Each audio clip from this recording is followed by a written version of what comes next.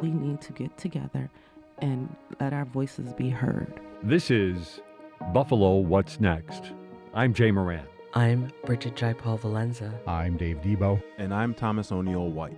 After May 14th, how can we afford not to talk about race? About education, about segregation, about humanity. Since the dawn of this nation, racial violence has existed. The way we have designed our society has a big hand in what occurred in that Tops Market. The suburban area, everywhere, we must work and teach our children. We need to make sure that we put more funding in our programs that help prevent gun violence and more money into art. If we're going to have some real healing, we've got to have space to tell some uncomfortable truth. On previous episodes of Buffalo What's Next, we've taken a look at how the arts can bring racial and social justice issues to light. It's a frequent focus of the Buffalo Art Studio in the Tri-Main Center, where they recently held a panel discussion, Making Space, Creative Strategies for Promoting Ecological and Economic Justice in Urban Planning. WBFO was offered the chance to record the session, and today we'll hear some of that discussion. We start with architectural designer Justin Dziama. Her unique project at Buffalo Art Studio made castings of many of the historic and, in many cases, crumbling structures of Buffalo's East Side. That work also provided insight into the real living conditions of some of the city's poorest neighborhoods. I was here in the 2021 cycle for the Activism in the Arts program that fall, and the work I did was about exploring the post-industrial landscape of Buffalo, specifically for this past exhibit, the East Side community, and a big part of the project was about engagement with the community. So I went through legal channels to kind of cast these misused or otherwise seemingly abandoned buildings, and met a lot of neat people along the way who kind of have similar outlooks on what they want to see in the future on the Buffalo's East Side, and starting some interesting conversations on what we can do in that community. Architectural designer Justin Dziama. For these panel discussions, Buffalo Art Studio looks to bring together a wide array of perspectives. Certainly the arts are represented, and so is scholarship. And for that aspect, they welcomed Dr. Henry Louis Taylor Jr., professor in the Department of Urban and Regional Planning at the University of Buffalo. I'm both a historian and an urban planner, so in many respects I think of myself as a time traveler. I'm as comfortable in 1820 as I am in 50-50, and we haven't even gotten there yet. I say 50-50 because planning is always about the future. And my work itself centers around the processes of change over time, with a particular emphasis on how we build cities. And my working ongoing hypothesis is that in the United States, the way we build cities is racist and is based on class exclusion and the dehumanization of people. We have no respect for human dignity in this country, and that's reflected in the way in which we build cities. And I say we have no respect for human life or dignity because if we did, the only way we would be able to see the conditions on the East Side is to go to some kind of history museum where they would be, those kinds of historical artifacts would be located. The past year on Buffalo's East Side, I think has been characterized by three kinds of trends. On the one level, I've seen a continuing awakening of the residents in those communities. And people have started grassroots movements to rebuild and transform their communities and their neighborhoods. And there's been a higher level of organization down on the ground and inside of the neighborhoods and the communities that's there. And we see it at all locations and all places. I'm also the chairman of the board of the King Urban Life Center, which is located on Genesee Street in the Broadway-Fillmore area. And even in that place, which has really been devastated by Buffalo City building process, we see that. Started working with groups in a number of different locations and places, and I'm sure Dennice will talk about the things that are going on in the Fruit Belt. That's at one level. At another level, we have seen a growing interest in people wanting to invest on the east side. And right now, based on our count, over $2 billion are either being planned and implemented in projects that are being developed. And that doesn't even include the governor's $1 billion for the coverage of a certain part of the east side. So we see dollars flowing into the east side. Then we see some really bad things, mostly coming from City Hall, mostly coming from greedy entrepreneurs.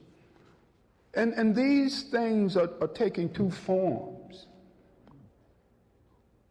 One is the emergence of all these symbolic projects.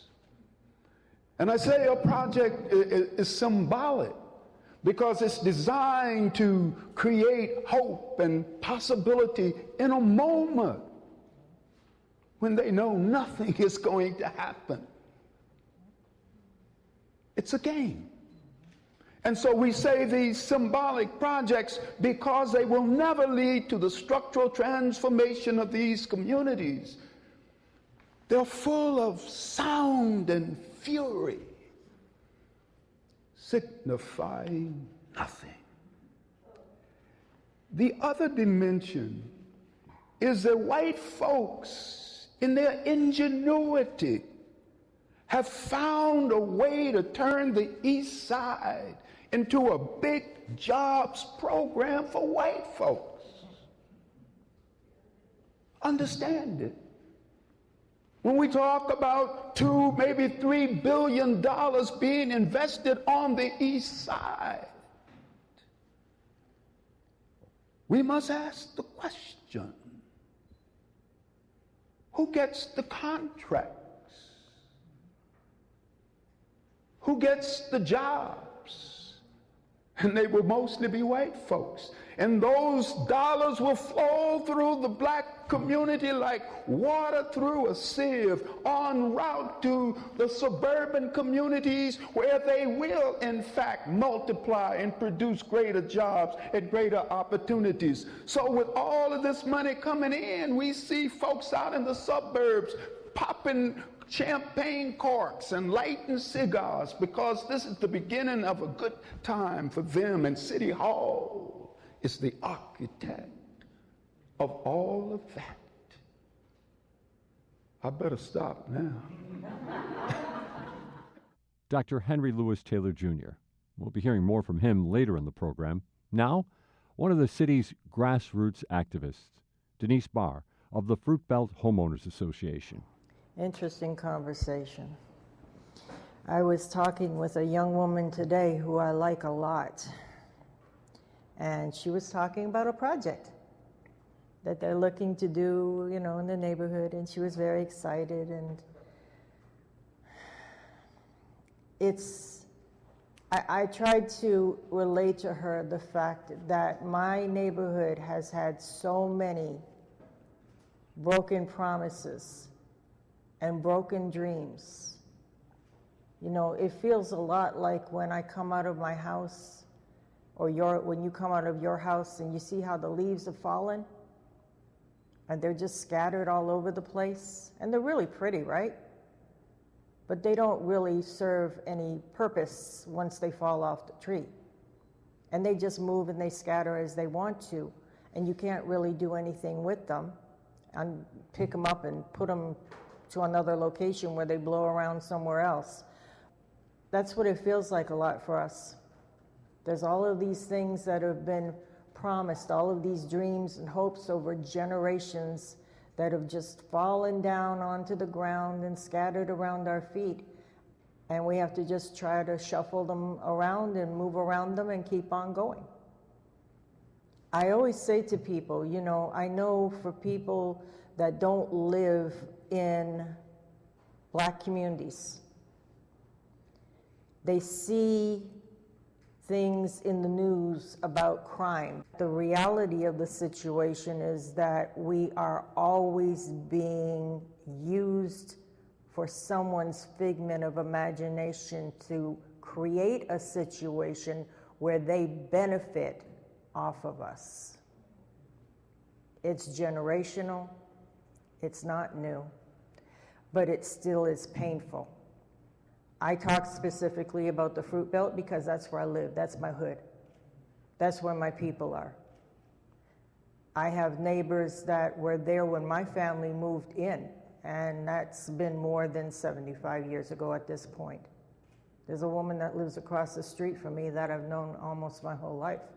We live in a neighborhood where some people have been born in the house they live in all their lives.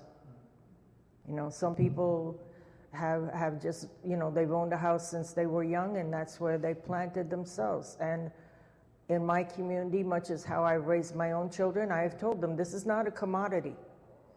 This is not something you get to buy and sell and just trade away. People have had to maintain these properties with sweat equity. It's taken a lot to hold on to these properties, and you just don't sell that. So,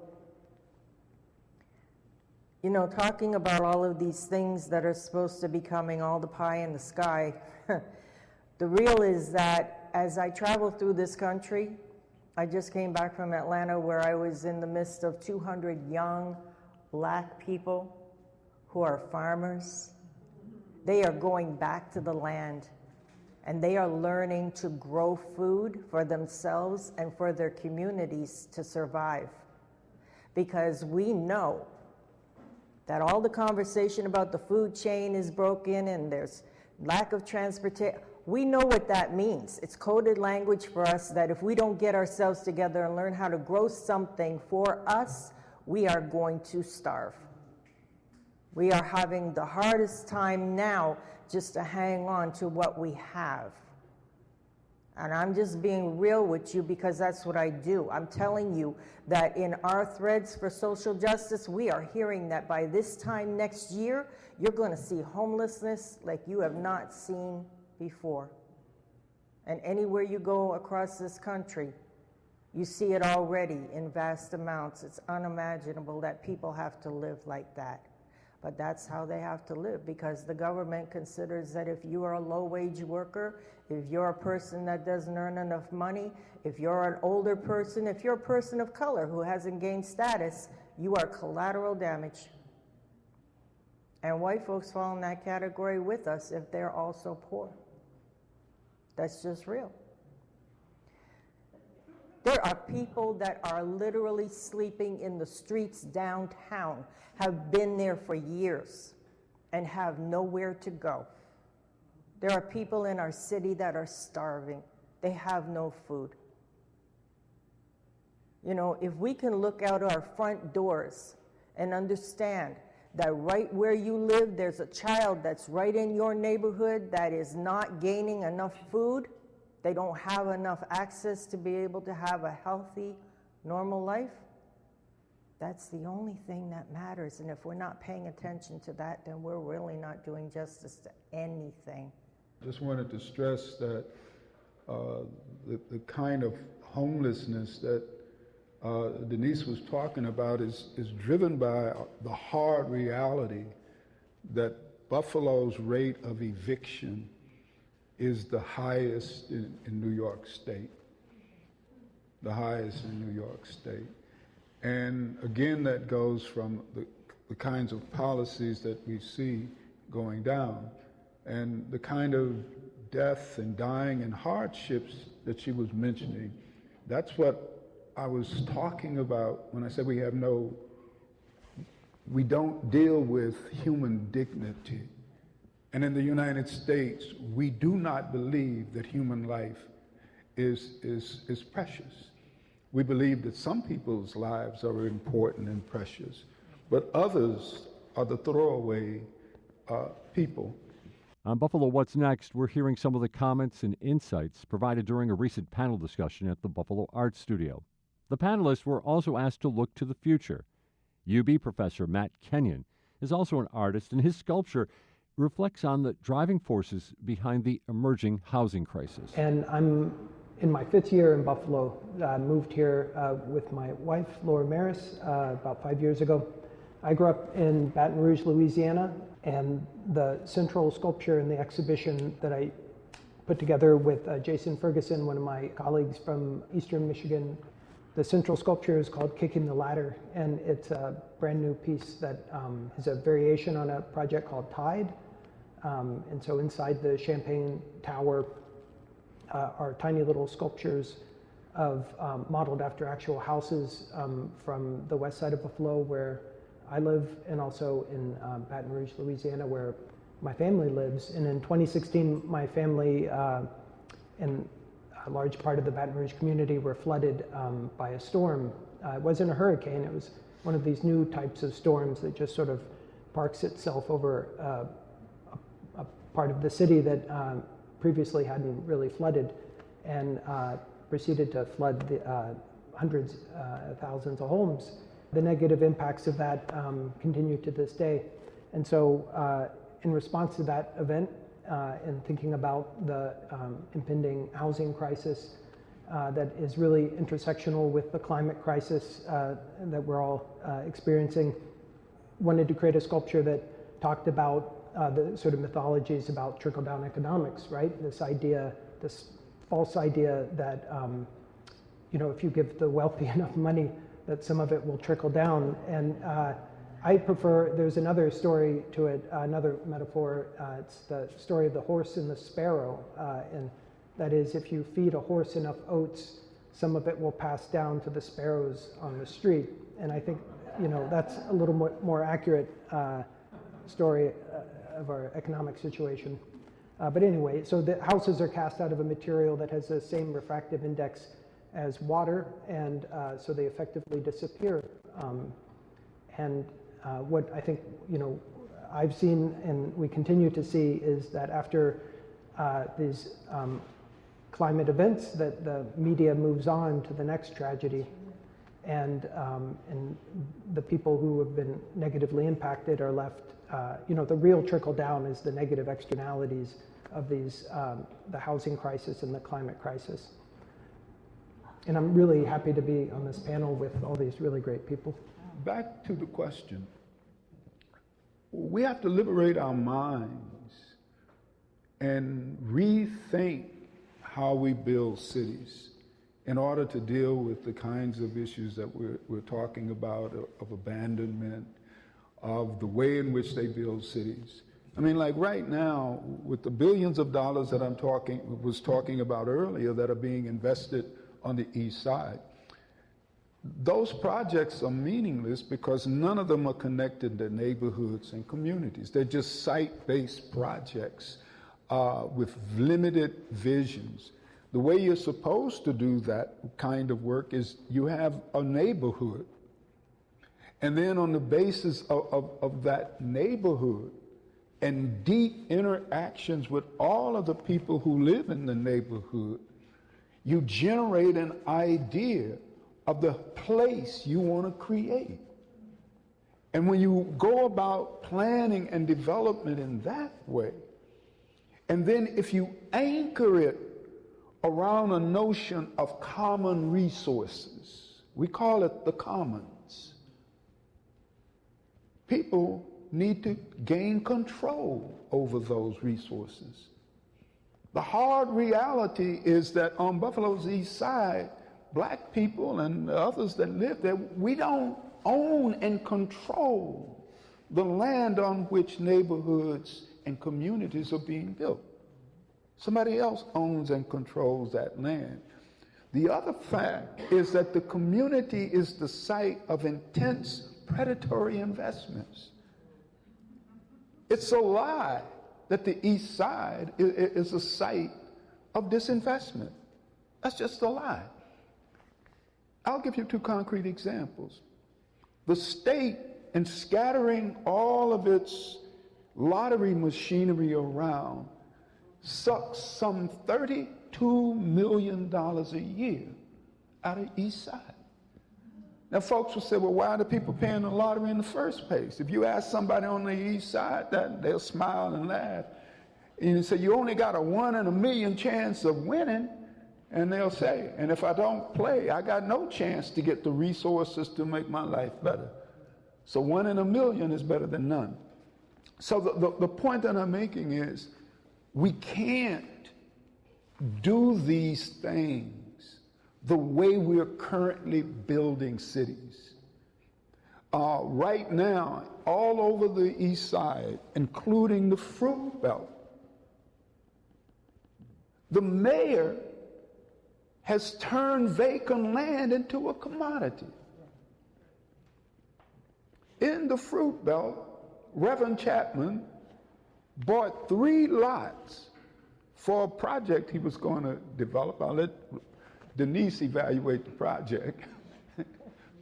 But the city charged him $90,000 for 3 unkept vacant lots that are appraised at only about $16,000, and that's an inflated price. Then all over the city, so what I'm saying is those are common goods, resources. The Fruit Belt ought to own and control them. And this way we get the resources that we would need to develop the community in a just way. All I know is that we have to try to preserve what we have, what we can hang on to. We have to fight together. When I say we, I'm talking about the alliances that I work with. I'm talking about the people that really strive together to bring a conversation that says there's been enough damage done, even to the point of talking about the expressway. You know, it took me a long time to understand that this was something that happened across the nation. This wasn't just something that happened to my community. It felt personal because it happened to us. But this happened to communities of color all across the nation, that communities were divided for white flight. And so the damage that has been done from things like that, you know, we're fighting right now over this stadium. Well, the Bills played in my neighborhood originally at the Rock Pile, right up the street from where I live, right? I don't want to go into the long and the short of how I feel about that, but I'm just saying, you know, there's the value system, because you up and left, you took your success with you, and now people that live on the east side of Buffalo, that live in the Fruit Belt, can't even afford to go to the games. And if they had a ticket to go, when they get in there, they can't afford to buy anything. That's not right. Transportation, I mean, there's a variety of things that are working together. You can't look at it as just one thing. All of these things are damaging communities in the city of Buffalo, the east side and the west side and all over the place, right? It's just one big, well-functioning oiled machine. And we have to be able to stand back. At some point, you know what? I keep telling people, they're coming for us. At some point, they're coming for you too. Don't be comfortable, because wherever you live, if they haven't looked at it yet and seen how they can make a profit of it, they're coming. They're going to find a way to get to you just like they got to where we are. So, you know, I'm about trying to build relationships and let people know, you know, we have to be able to protect what we have left. It's our city. It's supposed to be our city, and we should have a right to have some say in terms of what should happen and what shouldn't in building and structures in communities. All I know is that when you come for us, you're going to have to come for me. God bless you.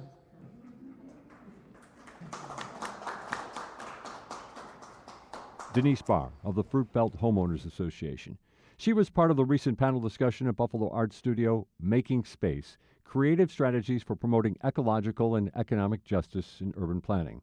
She was joined by architectural designer Justin Dziama, UB's Dr. Henry Louis Taylor Jr., and artist and UB professor Matt Kenyon. Do you absolutely love Masterpiece, Antiques Roadshow, PBS NewsHour, great performances, and other amazing shows on WNED PBS, but you're not always in front of your TV when they're on?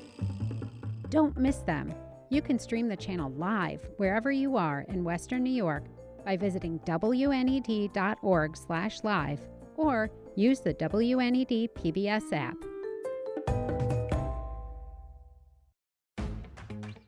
WNED PBS can go everywhere you go with the WNED PBS app.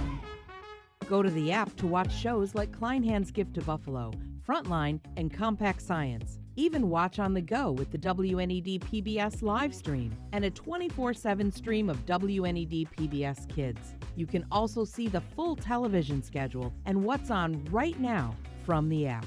Download the WNED PBS app wherever you get your apps. Get all the trusted local news you need right to your inbox each weekday morning with the WBFO Daily Email. Visit WBFO.org to sign up today.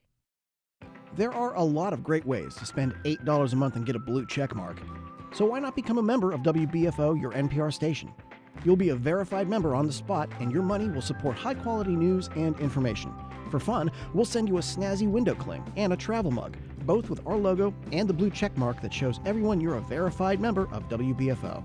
Just call 1-877-456-8870 or go to WBFO.org to make your pledge. Thank you. Listen to Buffalo What's Next weekday mornings at 10 a.m. on WBFO or on the WBFO app. Use the Talk to Us feature to leave your questions and comments. This is Buffalo What's Next, where we have conversations with the community about moving forward.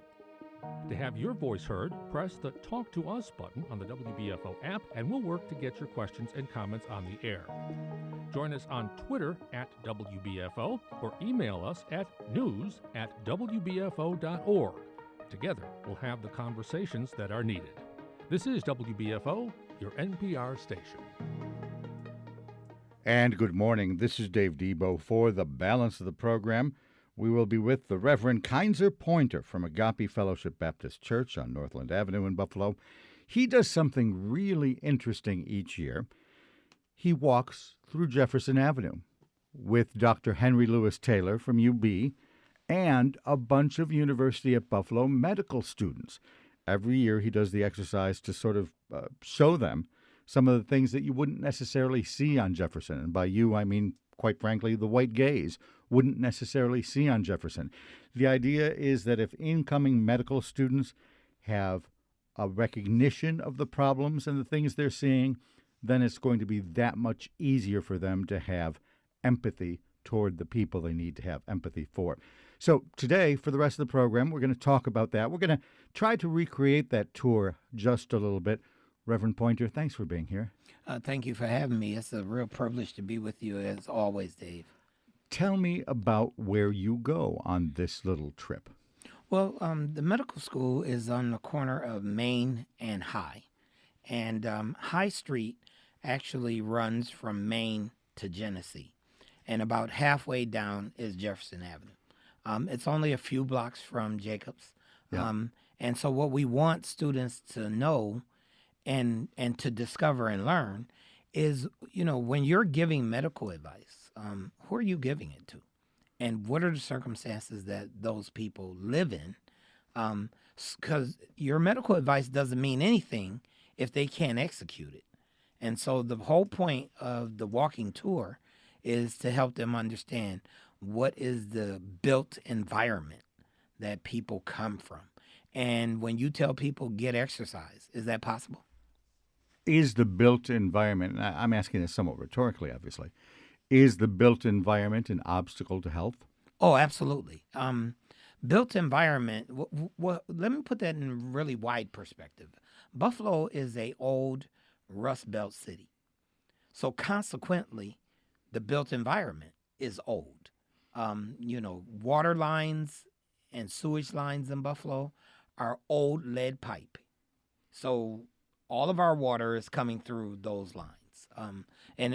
Everyone will tell you, well, it doesn't affect. Well, you don't know. Right. You have no idea what it affects. But you do know that there is no safe amount of lead ingestion. Not so much, and I'm not really concerned about you and I, Dave, but I am concerned because we know all of the research says there's no safe amount for children. Then you add to that structures in this city, dwellings that people live in, on average, are more than 89 years of age in the city of Buffalo.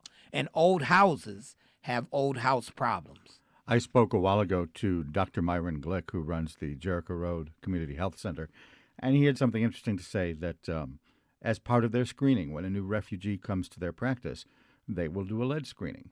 And these people often move into substandard housing, and a month or two later, he does another lead screening and finds the levels just go up incredibly. Levels Bingo. that they wouldn't have necessarily had in Africa or Afghanistan or wherever they're coming from, but levels that suddenly escalate as soon as they start living in the poorer areas of Buffalo. And so when you are talking with medical students, their concern is health and how people are living, but they have to know where people are and what the structures they're living in. So old houses have the problems of old houses: lead-based paint, radon, the inert inert gases, carbon monoxide, asbestos. So you name it, there in that dwelling is all kinds of hazards that impede good health. Is my premise correct that they don't see these things unless you point them out? Do the scales eventually fall off their eyes? Oh, absolutely. Because most medical students are middle class and upper middle class. You have very few poor kids going to medical school. There are a few, but that's which just in not... itself could be an issue we talk about. Oh, it is ahead. an issue. Okay. But that in and of itself means that these are young people who, by and large, have never seen a substandard dwelling. So they don't even know what that is. And they've never lived in a neighborhood where you say get exercise and you look at the sidewalks, and we live in Buffalo, and so snow covers the ground 5 months of the year.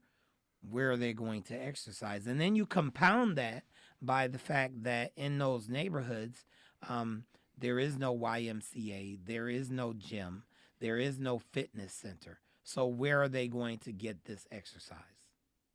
What else do you show them? Are there things that are, again, I hate to use a cliche, but are there things outside the white gaze, or at least outside their gaze, that you point to beyond housing that makes them say, wow, I didn't think of that? Well, sure. Asthma and COPD and the whole spectrum are a huge concern.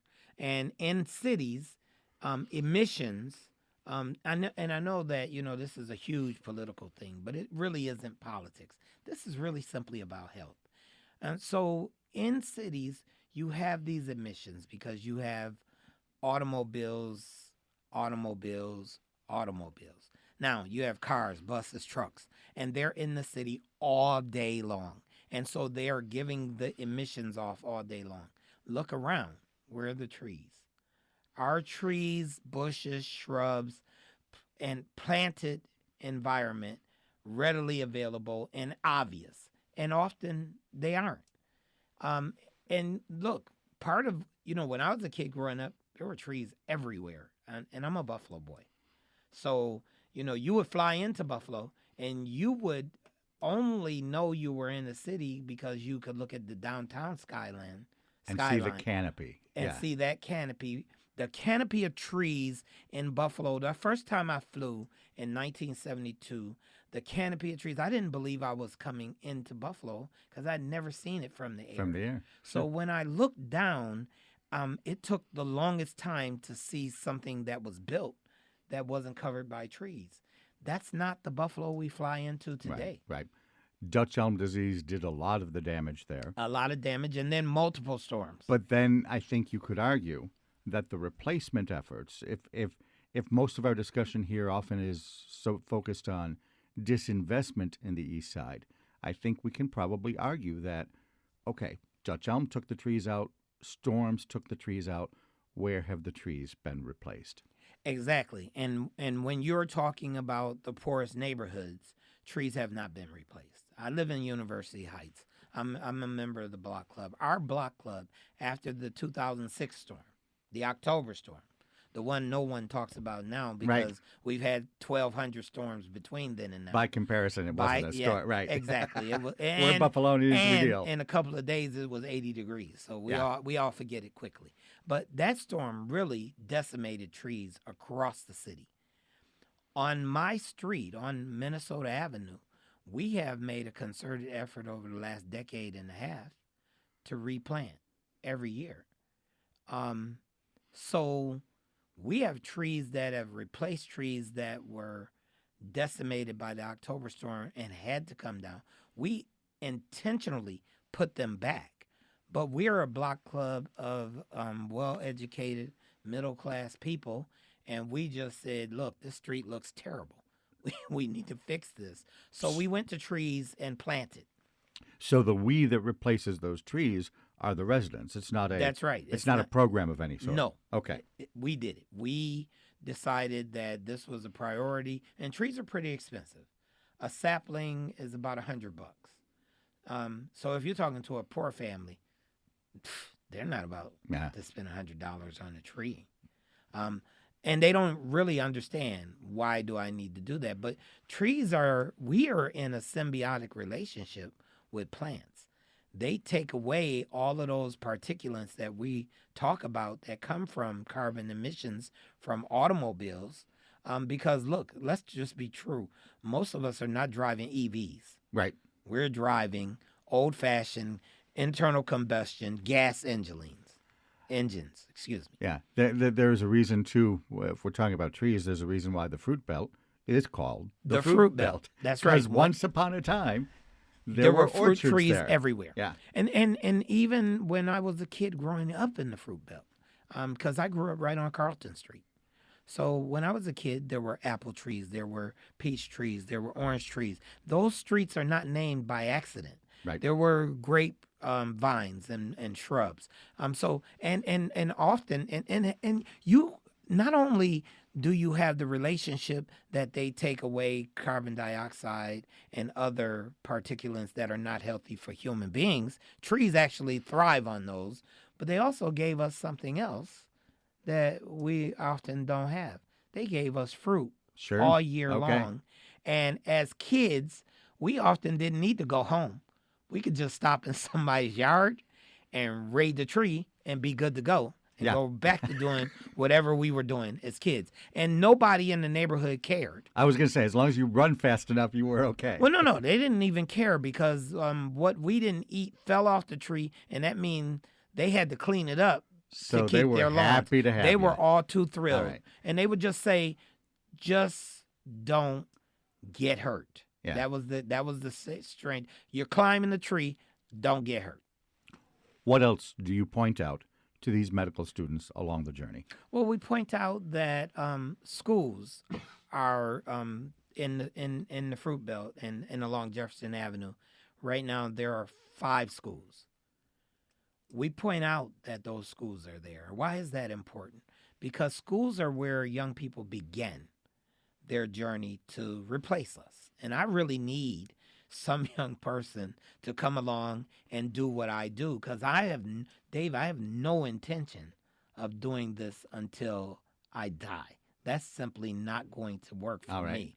And someone has to do what I'm doing. Someone has to do what you're doing. So we point out schools because schools are critically important to the beginning of the journey. And how do we prepare young people to be in those schools? And what is the relationship between the school and the neighborhood that it's in? You just went where I thought you would go. The neighborhood school doesn't necessarily exist the way it did once upon a time. But there is also an increasing movement to make sure that schools are, to some degree, neighborhood centers, places for those wraparound services that aren't just reading and writing and arithmetic. Those are some of the things, because a lot of assets have been divested out of the poorest communities in our city over decades. A lot of it because there were adverse policies that were put in place. Post World War II, those policies were not dismantled. Those are policies that were largely put in place in the 1920s and 30s, and often as a result of the Great Depression. We've not dismantled any of them. You're talking redlining. I'm talking about redlining and other policies planning, city planning is done decades out. And so projections about what will and will not be there are already in play right now for, say, 2050. And we're not talking about that in neighborhood meetings, but we should be. Attitudinally, talk about what these students experience. Is it truly a revelation? Oh, gosh, Reverend Pointer, I had no idea. Well, one of the things that happens in the class that we teach at the medical school, it's a clinical practice of medicine 1 class. So it's connected directly to what students need to learn to become clinicians, and it's part of what they need to be able to pass the boards at the end of the 2nd year. Mm-hmm. So it's a critically important exercise, and yes, they are learning. And not only are they learning, but what we are learning as we're looking at the data from the time we've been teaching this class is that they become the bright scholars and leaders in their class. I want to go back to something you said earlier in the program, the idea that poor kids obviously don't go to medical school. It costs money. Right. Can something be done to at least recruit more of them to the field? Oh, yeah, easily. We've got to be intentional, though. It cannot be someone saying, oh, yeah, I hear you. Yeah. That's sad, and then go away. No, we have to be intentional. We have to deliberately insist on creating pipeline programs that actually give kids the kind of support early, because, to go to medical school, you really have to be pretty sharp in math and science. Yeah. You also probably need to have an interest, which I imagine to some degree comes from a role model. Oh, absolutely. Someone said long before we got here that it's very difficult for the mind to conceive what the eye has not seen. So it's difficult for students to imagine themselves being something they've never seen. Yeah. And they've never seen a black physician. It's hard to imagine being one. They've never seen a black attorney, a black judge. It's hard to imagine being one. So we've got to make sure that young people are exposed to the kind of role models early and as early and often as possible so that they can dream for themselves. And then, look, let's just help them with their dream. And similarly, you expose these students that you take on the walk to the conditions that they would be encountering. Do you encounter any people? Do you chat with folks? Intentionally. Okay. There's that word again. We intentionally set up some community conversations with members of the community. Every student in the class has a family who lives in the community, who mentors them through the entire semester. Wow. They spend time with them. They sit at the dinner table with that family. They talk with them about their health and their health issues, and the whole family, mother, father, children. So they get a complete wraparound and an immersion. What do you think they learn? What is the biggest comment or topic that gets discussed around that dining room table? Well, the most important thing is they learn how alike they are. One of the things that eating does is it takes away all issues of superiority, because hunger doesn't care who you are. Yeah. That segues perfectly into a topic I want to get to on the other side of the break. This program has for months talked about issues of segregation. And one person said, Dave, it's real simple. Go have a meal at a restaurant on the east side, because that will open up your perspectives and your doors, and food might take away some of that hesitancy or that fear. And yet, I'm not sure that that's not overly simplistic. When we return from the break, I want to talk more about segregation, about breaking down segregation. You said earlier, yeah, people are all alike, but they still tend to separate into a group over here and a group over there. So we'll get to that after the break. Reverend Kinzer Pointer is here from Agape Fellowship Baptist Church. More to come. This is Buffalo What's Next on WBFO. There are a lot of great ways to spend $8 a month and get a blue check mark. So why not become a member of WBFO, your NPR station? You'll be a verified member on the spot, and your money will support high-quality news and information. For fun, we'll send you a snazzy window cling and a travel mug, both with our logo and the blue check mark that shows everyone you're a verified member of WBFO. Just call 1-877-456-8870 or go to WBFO.org to make your pledge. Thank you. Not sure what you want to watch tonight? We've got you covered. Visit WNED.org/TV schedule to see what's on WNED PBS, WNED Create, and WNED PBS Kids. Click the Primetime button to see what's on tonight. You can also search for your favorite programs in the search bar or look for programs by date and time. Visit WNED.org/TV schedule and start making your viewing plans now. This is Buffalo What's Next, where we have conversations with the community about moving forward. To have your voice heard, press the Talk to Us button on the WBFO app, and we'll work to get your questions and comments on the air. Join us on Twitter @WBFO or email us at news@WBFO.org. Together, we'll have the conversations that are needed. This is WBFO, your NPR station. And this is Dave Debo, continuing to talk now with Reverend Kinzer Pointer, former member of the Buffalo School Board. We've been talking a little bit about medical and health issues. He's on the board of ECMC, and he is the pastor at Agape Fellowship Baptist Church.